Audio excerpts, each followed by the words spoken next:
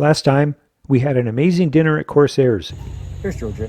The power went out out here. Dave and Kenny are making our pizza by generator and bringing us out Caesar salad. We hung out at Foxy's and enjoyed the music and each other. We fired up the boat and made our way to Road Town.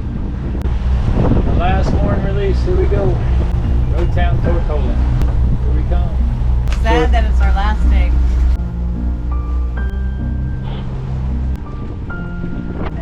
The water was rough, so we slowed the boat speed down to make it a comfortable ride.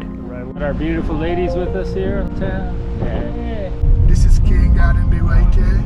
This is one of the most popular beaches down here in King Garden Bay. A lot of tourists go and hang out. We took a cab to King Garden Bay for a nice walk on the beach, enjoying the setting sun, and we had a nice dinner in Quito's. The next morning, our guests depart. Best times. It was an amazing trip, and it went by all too fast, as they all do. Now they're going the right way. And just like that, they're off.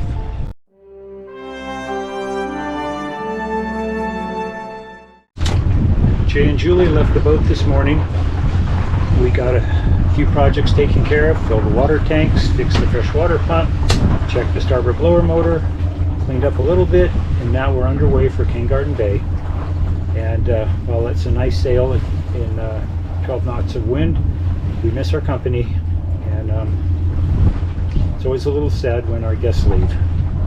So thank you, Jay and Julie, for joining us, and we'll see you next time. Bye. We motored from Road Town on the south side of Tortola to King Garden Bay, which is on the north side. The trip was 12.6 nautical miles, and we were not in a hurry, so we went rather slow, taking about 2.5 hours to arrive. The weather was good and calm, and it was a relaxing ride away from the hustle and list of projects when being at the dock. We slowly moved through the mooring field and got a ball.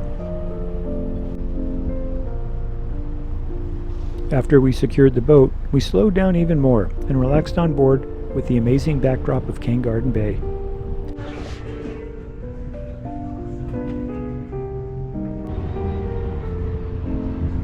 Hi, hon. Hi, honey. What you doing? Looking at my phone. What are you doing? Just checking. The sunsets at King Garden Bay are picture postcard perfect. Moving from the air-conditioned salon to the outside had condensation collect on my camera lens, providing this foggy appearance. There, that's better. The next morning, we launched the dinghy and went ashore for a walk. It is nice that there's a dinghy dock so that we don't have to beach the boat.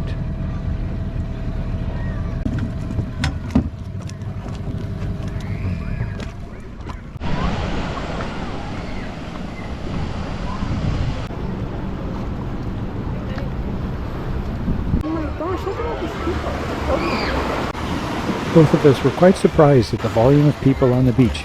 Clearly, a cruise ship was in town and the chairs on the beach were filling up. One, it is nice to see many people enjoying these beautiful beaches, and most will be gone by the early afternoon and the beach will quiet down as if no one was ever here.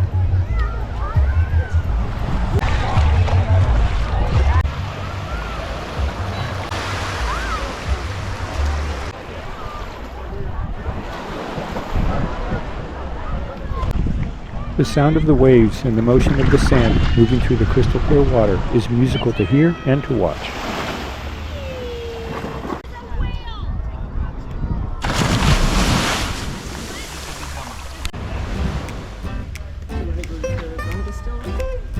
We made our way to the Indigo Beach House and had a lovely lunch with a table that overlooked King Garden Bay. Indigo Beach House is a quaint, charming restaurant and bar, and is just off the beaten path, so access is quite easy. Reservations are recommended as it fills up quite quickly.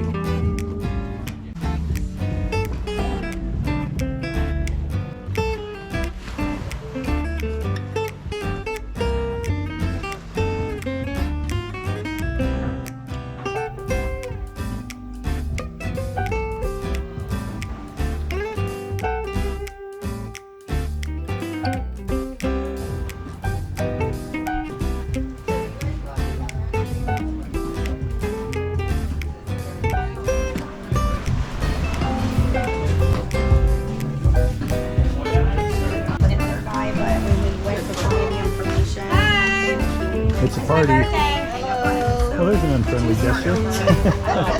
That means I love you. Oh, it does. Can give us a half a glass, or you can give us a full glass. Okay, just Yeah. depends. Huh? Yeah. Quite a of Sugar cane juice. Of sugarcane sugarcane juice. juice. Yes. And then you use it to make the rum. Yes. Oh, very nice. Got a little guest down there. See him? It have bigger ones. It has some huge ones. Lizards? Oh. Yeah? Yeah. Do they eat the sugarcane? No. Yeah, the No, bugs. Oh, No, they the don't? bugs. Yeah, the bugs. They eat the bugs. Oh, got it. Yeah. So we're going up this side now. Okay. We are at the Callwood Rum Distillery to Have take the some tour. big ones. It scares me. It's very nice, but the thing is, you have to wait until it's open on the bottom part here Okay. before you pick it off the tree. Oh, Yeah. It's not ripe yet. It's not ready as yet. So when it's open, you pick it. Okay. Yes. is it sweet? Well, when it do not really have any flavor to it, but when you add seasoning to it, it's very nice. Okay. Yes. Okay. Yeah. I eat it with saltfish or some eggs. Very good. Swordfish or eggs. Yeah. Canes around March time. So when we harvest them, we bring all the sugar cane right up here to crush them. So that's over there. That is the machine we use to crush the sugar cane. Right there, that is the engine we use to start the machine. The bucket above having the diesel to start the engine. So we have some big bells, so we put them up from that wrong end to this wrong end down here. So when it gets started, we feed all the sugar cane right inside. It squeezes all the juice run into this tub. We have a pipe add on to the top, so juice will go inside the building. Oh, that goes down to the building? Yep. Oh. So honey, this and this, Connected. they have a belt. So these are how the best them look. Yeah, so when the engine runs, that turns the press. Yes. Oh. And then they shove the sugar cane in this way. Oh, got it. Okay. Yeah. Wow. Yep. Back in the 1600, they used to have the press with the donkeys walked around and crush the sugar cane. And in the 1800, they bring that press, so that machine is 200 years old. Oh my And goodness. still So working it's perfectly. Barely broken in. Right? Does it ever break down? Nope. Once this is running, this is running. Wow. And while we Yeah. press our sugar cane, we have a banana snack. Yes. All right, so let's boil the cane juice. So after crushing all the sugar cane, we transfer the cane juice over into the building.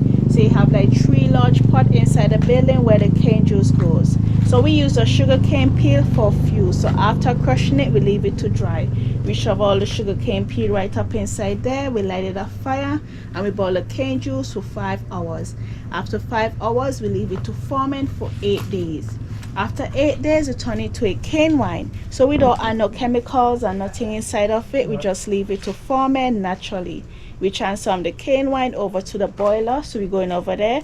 So we must use up everything. We don't make nothing go to waste.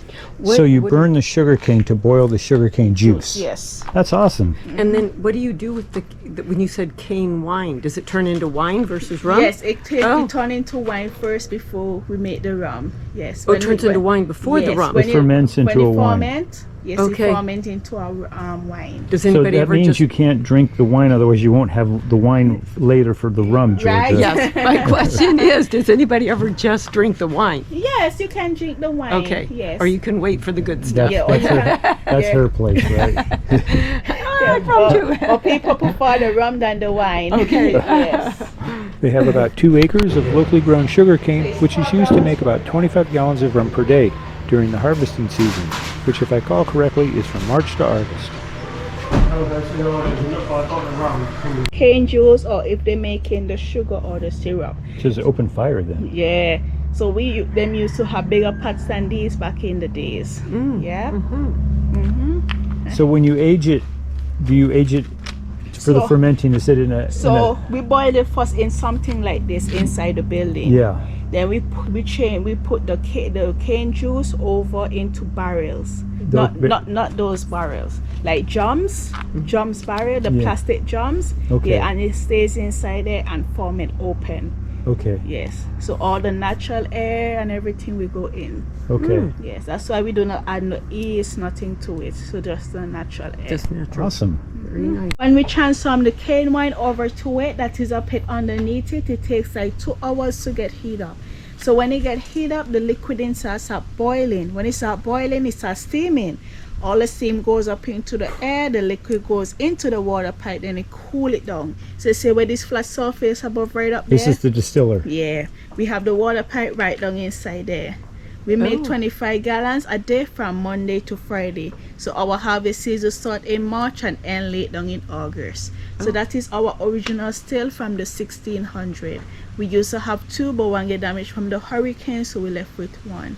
The top head for the still is not on. We take it off because we're That's not the chimney. we're not making any rum yet. So we ain't put it on as yet. When we're making rum, we put it on. Okay. So if you guys come between those months, in the March middle and- of March and August, you guys can see us making the rum. Not on Sunday. Okay, got it. Not on Sundays. Sunday, got So it. you come Monday to Friday, in the middle of Monday to Friday, you will see us making the rum. Oh, nice. Yes, the scent alone will make you high. Oh, is Yeah. that right? Yes, so when we're boiling it here, it's sweet. It's very, very sweet. But when it comes here, strong. It's strong. Yeah. Okay. Strong, strong, strong. All right.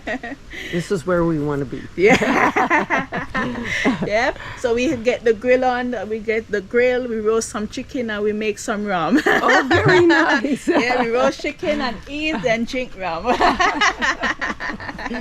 Hey, so let us go inside. That way you've got exact experience to advise people on how Right? good it is and what it tastes like. Yes. Right? Yeah. It's a pretty simple process, isn't it? Yeah, it is. And that is a old, that is a spring. That Condenser is, spring, yeah. condenser coil.